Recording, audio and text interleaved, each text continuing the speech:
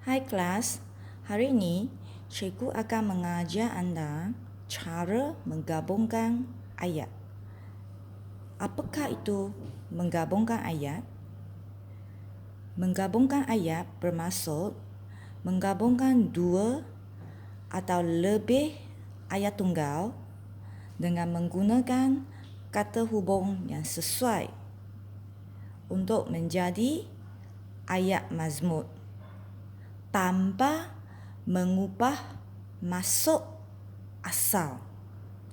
Dan penggabungan ayat mestilah mengikut urutan.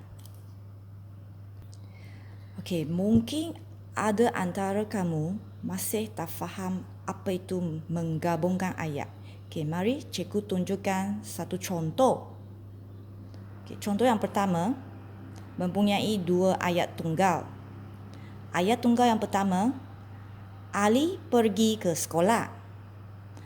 Ayat tunggal yang kedua, Mina pergi ke sekolah. Jadi, cuba kamu perhatikan kedua-dua ayat ini. Kedua-dua ayat ini mempunyai predikat yang sama tetapi subjek yang berbeza. Jadi, anda dikehendaki menggabungkan subjek ayat-ayat tersebut. Okey, jawapannya ialah Ali dan Mina pergi ke sekolah. Jadi, ayat mazmum ini telah menggabungkan subjek dengan subjek dalam kedua-dua ayat tunggal. Okey, contoh yang kedua. Ayat tunggal pertama, cikgu pria kelihatan garang. Ayat tunggal yang kedua, cikgu pria baik hati. Okey, kedua-dua ayat tunggal ini menggunakan predikat yang berlainan. Jadi, apakah jawapannya? Ini dia. Okey, cikgu pria kelihatan garang tetapi baik hati. Kedua-dua ayat tunggal ini mempunyai predikat yang berlainan dan kedua-dua predikat ini menunjukkan sifat yang bertentangan. Jadi, kita menggabungkan ayat-ayat tunggal ini dengan menggunakan tetapi. Jadi, ayat mazmum ini menggabungkan predikat dengan predikat.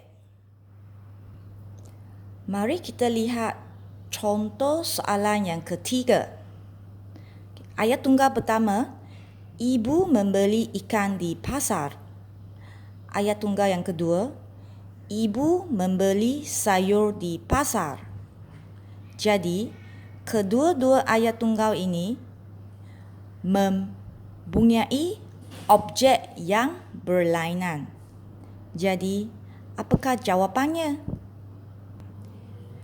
Jadi, kita boleh menggabungkan kedua-dua ayat tunggal ini dengan menggunakan kata hubung dan, iaitu ibu membeli ikan dan sayur di pasar.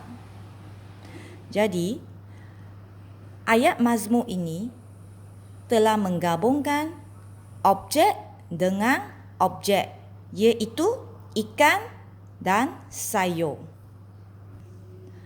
Okey, seterusnya contoh yang terakhir yang akan cikgu tunjukkan ialah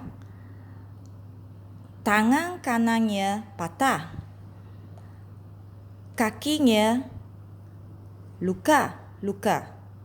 Jadi, jika kamu perhatikan kedua-dua ayat tunggal ini, kedua-dua ayat tunggal ini mempunyai subjek yang berlainan dan juga predikat yang berbeza. Jadi, bagaimanakah kita menggabungkan kedua-dua ayat tunggal ini supaya menjadi ayat mazmud? Okey, jawapannya ialah tangan kanannya patah manakala kakinya luka-luka. Okey. Ayat mazmud ini telah menggabungkan ayat dengan ayat. Kerana kedua-dua ayat ini mempunyai subjek dan predikat yang berlainan. Okey. Okey kelas, setelah mendengar penjelasan cikgu secara ringkas tentang cara menggabungkan ayat, boleh tak kamu cuba membuat latihan 1 dan latihan 2 dalam buku praktis muka surat 48 dan 49. Kalau ada masalah, anda boleh bertanya cikgu. Terima kasih.